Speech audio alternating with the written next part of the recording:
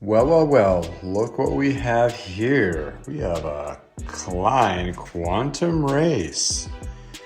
Just acquired this. I'm gonna do the top 20 checklist and see how I fared and see if I could find any scary bits and taking the scary out of used after this. Welcome to I Know a Guy Bicycles. Welcome to I Know a Guy Bicycles, hanging out with the guy. Hi, I'm Justin the Guy. Obviously, I have a garage shop. Taking scary out of used bikes one bike at a time. If you like these videos, please like and subscribe. Welcome to I Know a Guy Bicycles, hanging out with the guy. Hey, I'm Justin the Guy, doing this old bike series, which this is the top 20 checklist on a bike that I just purchased.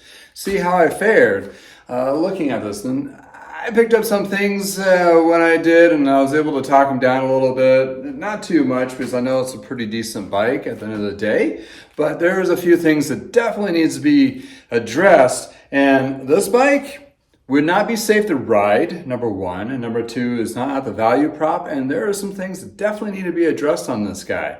Well, without further ado, let's just dive into this. The top 20 checklist. Yeah, it seems like a lot, but actually is a lot of things that just go through my mind anyway. And you know, number one is the tires aired up and ready to test ride, and they look like in good conditions. Yeah, they are. Were the wheels true? And by doing that, I spin the wheels, and I use the actual brake calipers as a determination.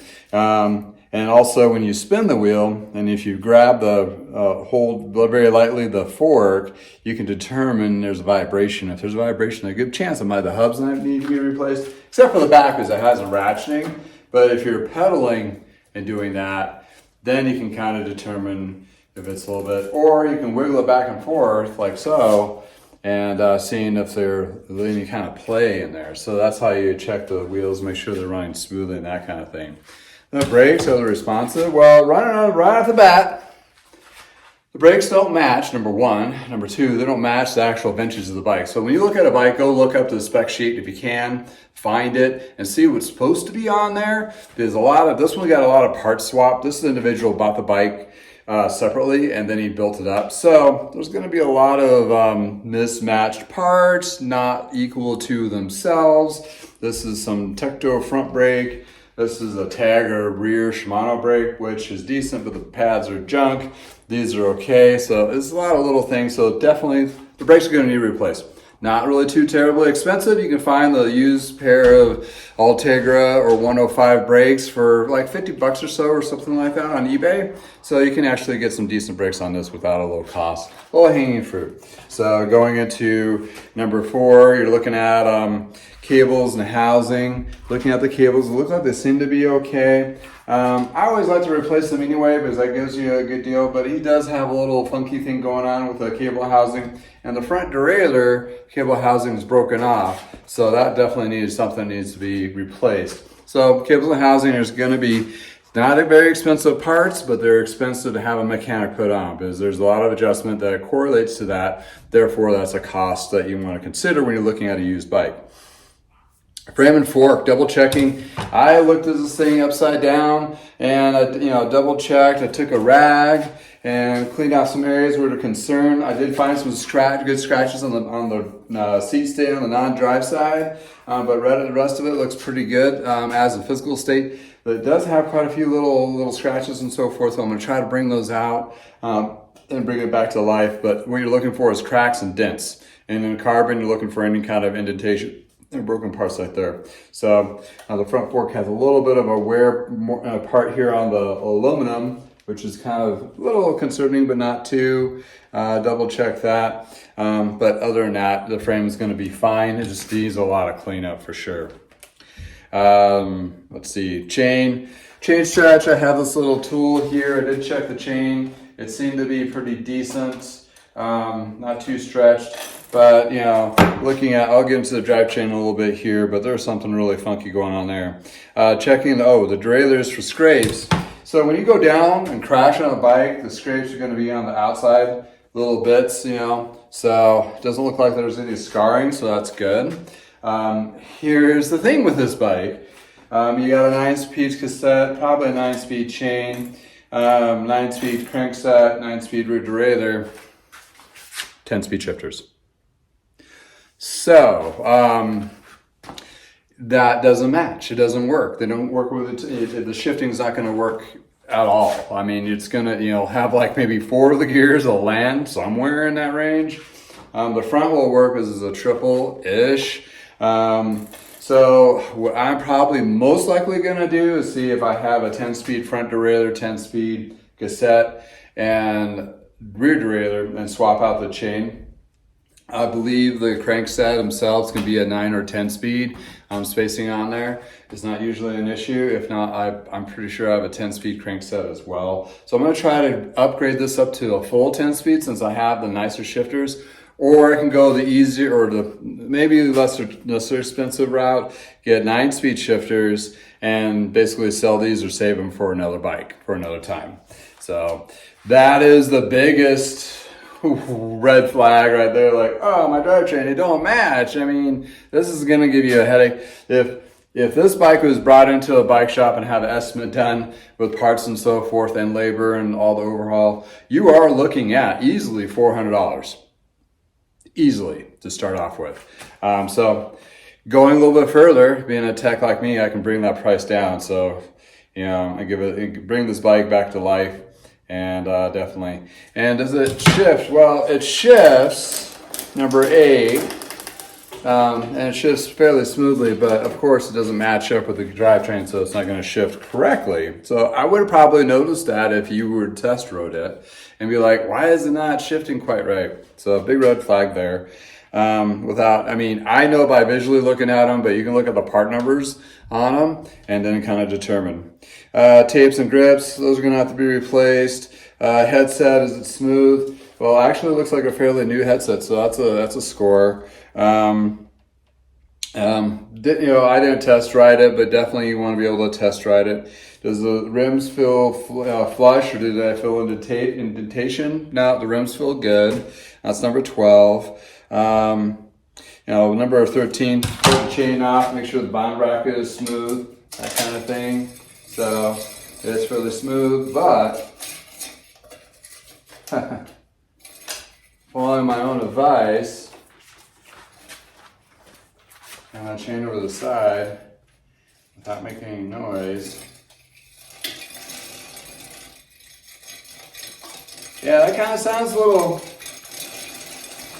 That bottom bracket might need to be replaced on that crankset, so that's something I'm gonna have to take a look at. C-post, I did pull the C-post all the way out, so I know it wasn't cut.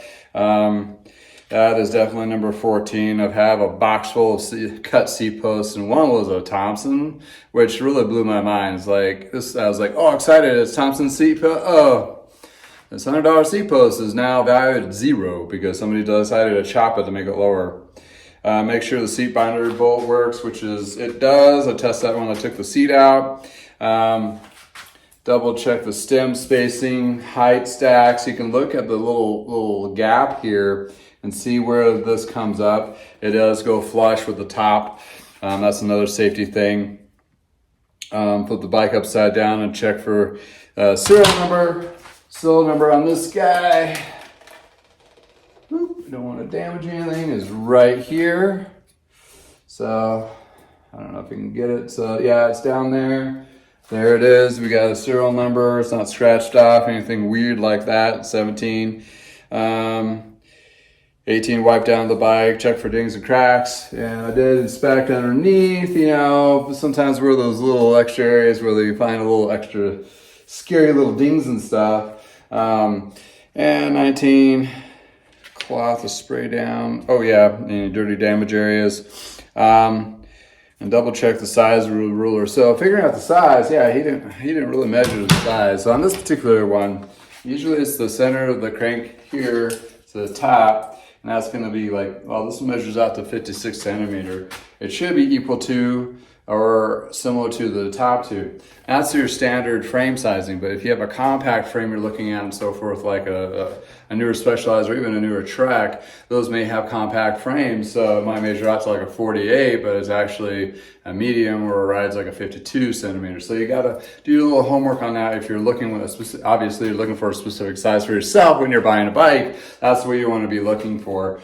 This one's definitely 56. This is a 2002 model, so 56 and the 55 centimeter here. So it's most like a 56 centimeter frame.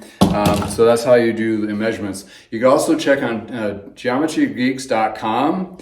They will definitely have spec sheets for a lot of the newer bikes. Going back this far, sometimes it's a hit and miss. Sometimes you can kind of gap a year and get similar to the bike brand and get kind of close to understand what those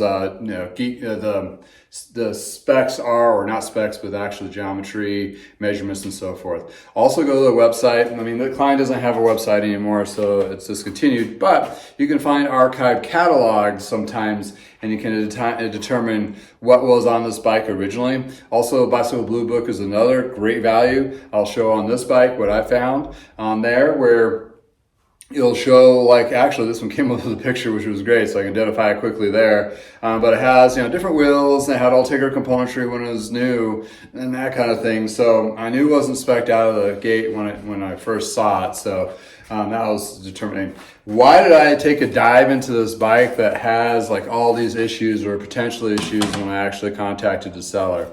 Well, for me, I refurbish bikes, right? So I find those hidden gems out there to actually bring stuff back to life that would be really expensive for somebody to do on their own, or a lot of time consuming project if they're going to do it themselves. So when you're looking at this particular one, Gary Klein was, we were a Klein dealer back in the 90s. We were a Trek dealer originally, and we were when we closed, but when you're looking at Trek back in the 90s, they did a lot of purchasing of other companies, and Klein was one of them. We were a Trek dealer at the time, and then we were able to buy Klein bikes since they were part of that deal, as well as Bontrager bikes. If anybody knows the bikes versus not all the Bontrager parts that are out today, but Klein was one of those, and we learned he had a very, very interesting engineer background at MIT, where he came up with the granulate tubing, which is a higher grade of aluminum, and they had a different process of drawing the tubes out, where actually can, instead of like double butting or triple butting, as you've heard in the industry before, like they'll taper it. Well, it's multiple tapers and angles on the tubing, so it's like a square bottom bracket, 2-cylinder, and then the drawing out the tubes, and also internal routing to make it stiffer and faster in areas you need it, or actually a faster acceleration, and try to have a little more of a give on the other side, which you really can't do with aluminum as much as you can, but you can add rigidity and make it fast. So there's a lot of cool stuff. Also, in this particular frame, what's really neat about it, it's like a reverse dropout, back end dropout, so it drops out this direction versus down than most others. Rear entry dropout, that's what it's called. Really kind of cool. That forces the wheel into the actual frame. Really great idea and design, because it actually puts more energy into the drivetrain. He did that on the mountain bikes too, which was kind of cool. This actually has the Icon, which is before Bontrager taken over, but the Icon air rail carbon. But it does have the Klein paint job, which matches the Klein frame paint job. Also, Klein was really known for their paint. Phenomenal paint jobs, beautiful in the sun, multi different tones, also painted decals. So they actually painted this bike white, stenciled it, then painted the other 2-3 colors, pulled the stencil off so that the white would come through, and then a clear coat on top of that. Super cool. It's like even on the head tube it has that too. Yep, even on the actual fork. I know on the back here they actually did stickers, but this one actually they did paint it on, so that's pretty cool. Yeah, so it's one of those geek out things, like it's diamond in the rough, I'll need to do some part swapping, I'll put on better wheels and and whatever I need to do, and I don't know what kind of, that's a 8-ball or Origin 8-bar. So I'm going to do some little magic on this to bring it up to snuff. I'll actually make a video of the final wrap on this one to kind of show it all the things I had to do and what that would translate to cost. But if I was my let's put on my hat for being the service manager, service tech, service writer. I'd be like, well, dude, you got like brakes, got to switch out. You got to make a decision if you want to switch it to 9-speed or 10-speed. You can't do one or the other. And these wheels are kind of like subpar. The least you can probably be into this is probably, you know, we can kind of band-aid it together around $200 to $300. But if you want to do it right, doing it right's the only way to doing it.